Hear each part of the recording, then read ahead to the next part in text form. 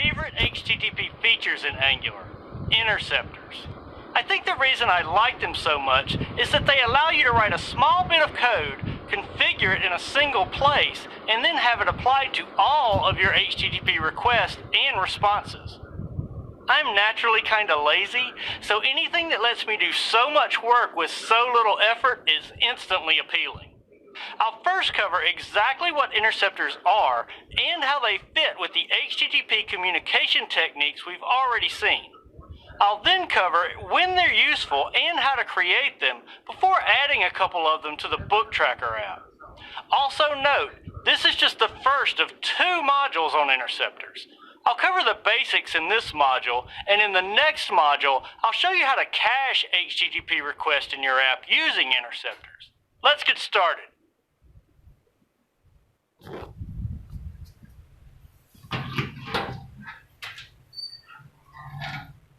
Before I get into use cases and syntax, I want to try to describe more precisely what interceptors are. In terms of the Angular constructs you're already familiar with, they're just Angular services that implement a specific interface. That interface is named HTTP Interceptor. If this pattern sounds familiar, it's probably because it's very similar to the resolvers I showed you in the last module. Resolvers are implemented as services that implement the resolve interface, and interceptors are services that implement the HTTP interceptor interface. Functionally, interceptors give you a way to manipulate HTTP requests before they leave the client on their way to the server. They also let you do the same thing with responses, letting you manipulate the response that came back from the server before it's handed over to the rest of your application. Let's imagine our client application here on the left and our server on the right. Interceptors effectively sit between the two. When you create a new HTTP request and send it to the server, the interceptor grabs it, manipulates it in some way, and then passes the new version of it onto the server. The same thing happens on the way back to the client. The server sends its request, which again flows through the interceptor on its way back to the calling code. Just like it did with the request, the interceptor can manipulate the response and pass along the modified version of it to the calling code. It's about now that I imagine you saying, "Okay, I get it, but why would I do this?" That's in the next clip.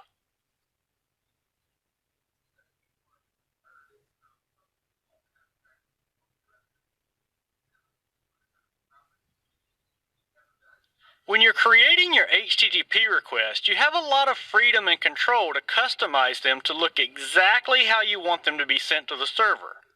The power of interceptors is that they give you one place to apply some of those custom bits so that you don't have to do it over and over for every request in your application. This is great for things like adding specific HTTP headers to all of your requests. Add the header in an interceptor, and you don't have to remember or take the time to add it to every request. Logging is another excellent use case for interceptors. Maybe while in development, you want to dump the body of every response to the browser console. Or maybe you want to examine the status code of every response and send a separate message to the server anytime you encounter an error. Interceptors are great for that. You can also use them to report progress events, which can provide a nice user experience during long-running requests. Client-side caching is another great use case. The calling code can make all of the requests at once, and you can let the interceptor implement the logic to decide if the response should be provided from a cache or whether the request should flow all the way to the server. I'll show you how to do that in the next module.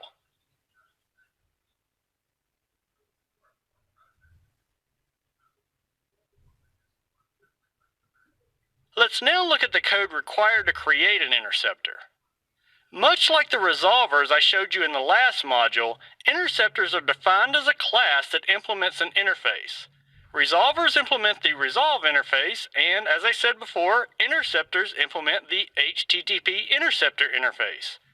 Just like the resolve interface, the HTTP interceptor interface only has one method.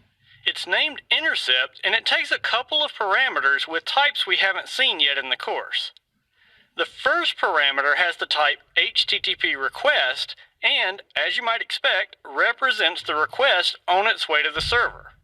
You'll manipulate this parameter inside the intercept method before sending the newly modified request onto the server. However, your application may use more than one interceptor, and that's where the second parameter comes in. It has the type HTTP handler and represents the next interceptor in the chain of interceptors or the HTTP client that will forward the final version of the request onto the server. This parameter is usually given the name next since it represents the next stop in the interceptor chain. The method returns an observable that wraps up an HTTP event object. For most ordinary HTTP requests, the HTTP event will represent the HTTP response object. However, that's not the only type of HTTP event. There's actually an enumeration I'll show you shortly named HTTP event type that includes several additional events such as upload and download progress events and a few others. The first thing you want to do in the body of the intercept method is make a copy of the HTTP request that was passed in. You can do that with the clone method as you see here. You need to do this because the request object is immutable. Therefore, the changes you want to make to it need to happen on a copy of the object, and then the copy can be forwarded to the next interceptor in the chain. Once you've made your changes to the request, you pass it to the next interceptor by calling the handle method on the next parameter that was passed to the method. The newly modified request is passed as a parameter to handle.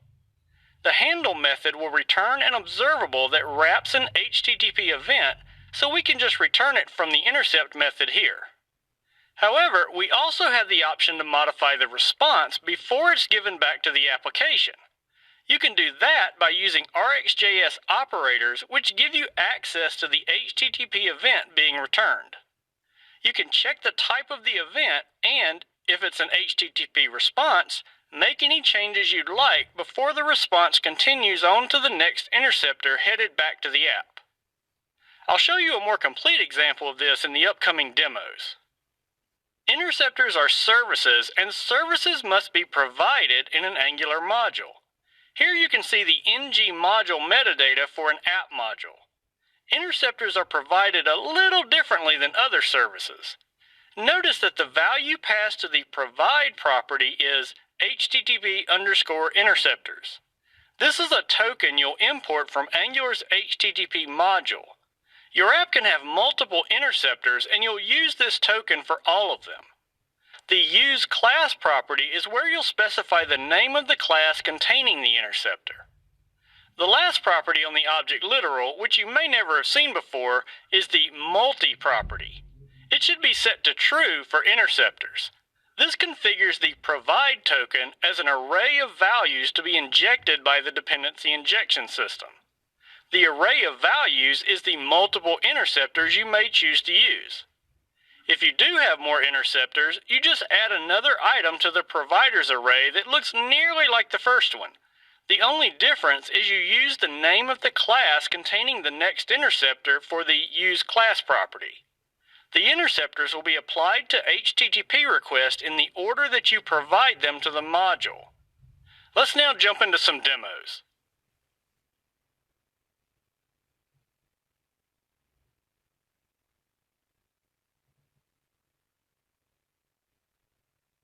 In this demo, I'm going to show you how to create a basic interceptor that will apply a specific HTTP header to all requests. Let's suppose I want to send a content type header along with all requests, letting the server know that I will be sending data in the JSON format. The first thing I'll do is create a new file for the interceptor. I'll add it in the core folder and name the file addHeader.interceptor.ts.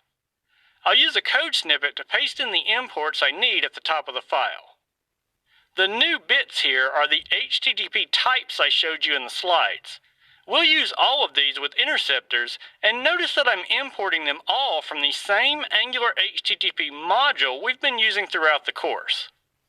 Because interceptors are services, I'll add the injectable decorator to the class I'm going to create.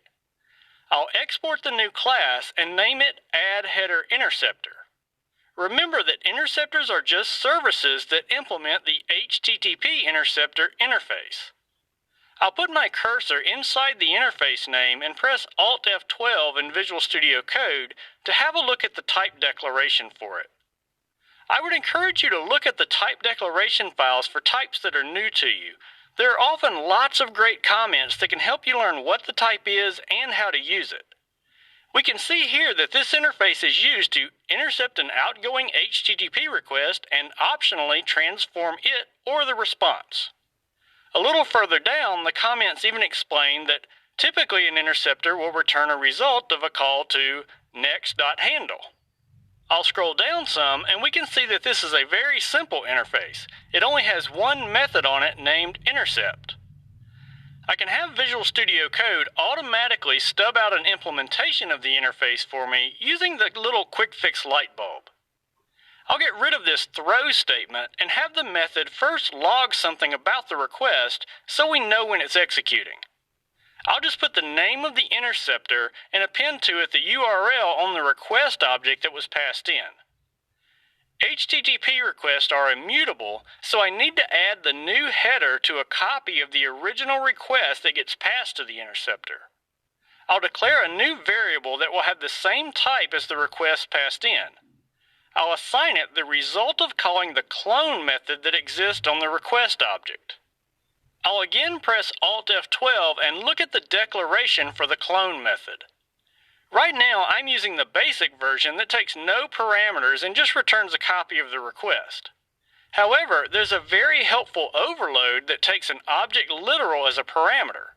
It lets you make many of the most common changes to a request that will then be reflected in the copy that's returned. The object literal has optional properties to set things like headers, parameters, the request body, and the URL. There's even a set headers property that lets me specify new headers without having to instantiate a new HTTP headers instance. That's the property I'm going to use. I'll pass an object literal to the method and then assign to the set headers property another object literal that contains the header I want to add. I'll add the content type header and set its value to application/JSON. I then pass this modified request on to the next interceptor, if there is one, by passing it as a parameter to the handle method on the next HTTP handler that was passed in. I'll hover over the call to handle, and you can see that it returns the same observable type as the intercept method, so I can just return its return value here. I could also manipulate the HTTP response here if I wanted to, but I'm going to save that for the next demo. Okay, because this is a service, I need to provide it in a module. I'll do that in the core.module.ts file. Interceptors are provided using the HTTP interceptors token I showed you in the slides. I'll import that from the Angular HTTP module. I also need to import my addHeaderInterceptor class. I can now provide the interceptor with another entry in the providers array on the ng module decorator. I'm going to use the object literal provider syntax. The value for the provide property will be the HTTP interceptors token. The use class property gets the name of my interceptor class, and the multi property needs to be set to true so that I can use multiple interceptors. Okay, that's it. Let's test it out. I'll start the app in the terminal with npm start. Once that's running, I'll switch to my browser and go to localhost:3000. All of the data shows up on the dashboard as expected. I removed the artificially slow response with book data I used in the last module while demonstrating resolvers, so everything shows up quickly again. I'll open the developer tools and we can see that the HTTP request for book data did pass through the interceptor. It logged the name of the interceptor and /API/books as the URL it requested. More importantly, let's see if it added the content type header to the request. I can check that on the Network tab. I'll refresh again so I can see all the requests. I'll click on the request for books and then scroll down to the section for request headers. There it is, content type application/JSON. That will now be added to every request to the server, which lets me reuse that bit of code and not have to remember to add it myself to every request. In the next demo, I'll create another interceptor and show you how to manipulate the HTTP response.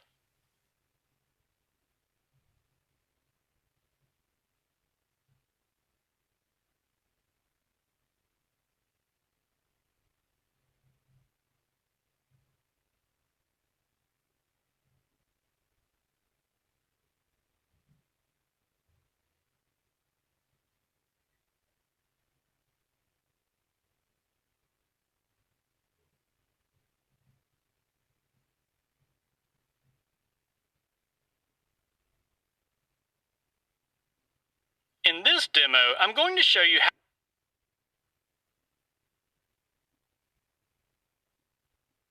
how to intercept a response and how to provide and manipulate the order of interceptors. Because I want to show you how to work with multiple interceptors, I'm going to start by creating a new one in a file named logresponse.interceptor.ts. I'll use a code snippet to paste in my import statements. These are nearly identical to the imports from the last demo with a couple of minor additions. I'm now importing HTTP event type, which is going to help me determine when the event being intercepted is an HTTP response. I'm also importing the RxJS tap operator, which I'll use to manipulate the response. I'll stub out the class with another code snippet. This is very much like the interceptor class in the last demo. I've named this one logResponseInterceptor, but it implements the HTTP interceptor interface just like you saw before. I want to be able to tell when this interceptor is executing in relation to the addHeader interceptor I added earlier, so I'll add a console.log statement with the name of this interceptor and the URL being requested. If I were planning to manipulate the HTTP request, this is where I would make a copy of the request and start making changes to it. I'm only interested in manipulating the response here, though.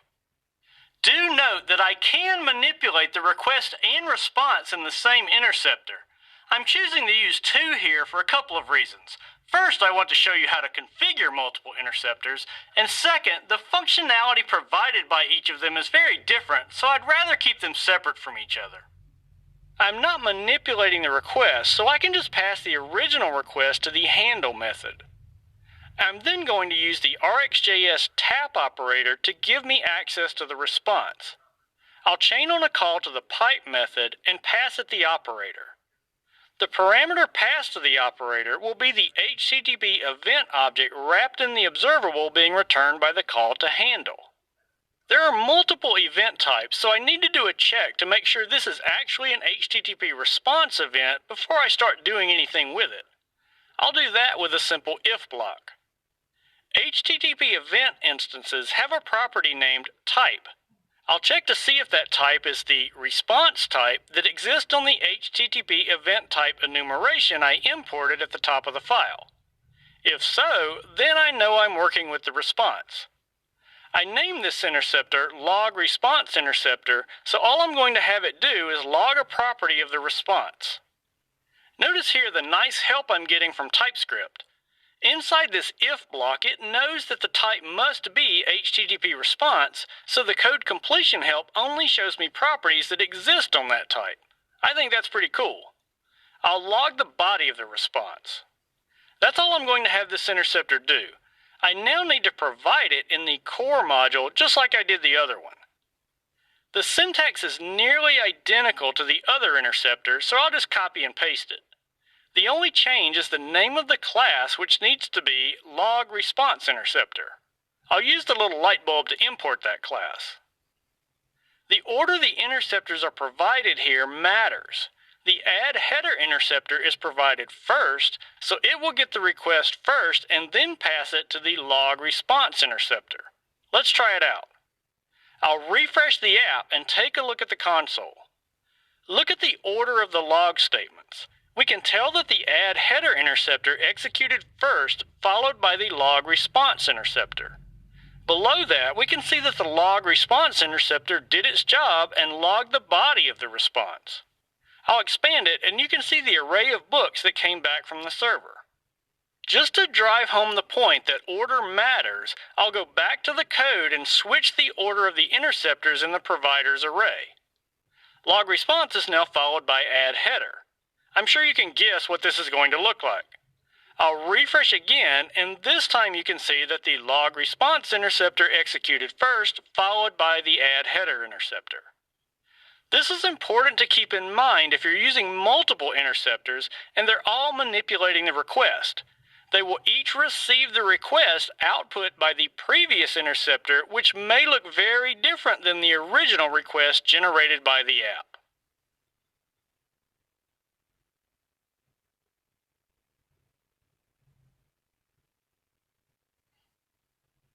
Interceptors let you do a lot of useful work with very little code. They're the perfect place to perform those small tasks you want to apply to all of your HTTP requests and responses. In this module, I showed you how to use them to add a header to all of your requests and how to log all of your responses. In the next module, we'll continue working with interceptors, but dig a little deeper and use them to implement basic client-side caching of our request. Rather than just being a handy time saver, this can actually improve the performance of your app. So keep watching.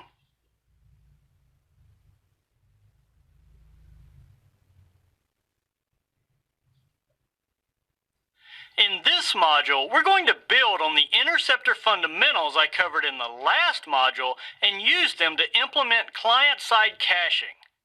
In the last module, I explained to you what Angular interceptors are and how to implement them in your apps. I showed you a couple of useful, but admittedly simple cases when you might use them. In this module, I'm going to show you how to combine your understanding of Angular services and interceptors to implement application-specific caching that can really improve the performance of your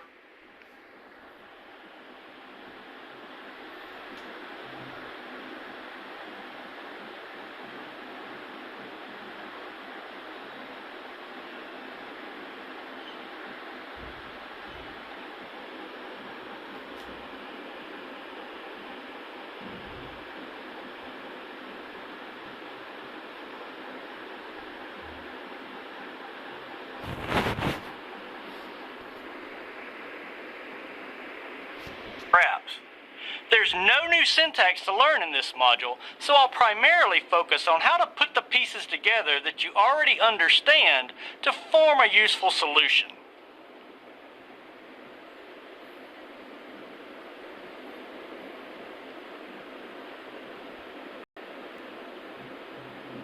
Before I get into the implementation details for an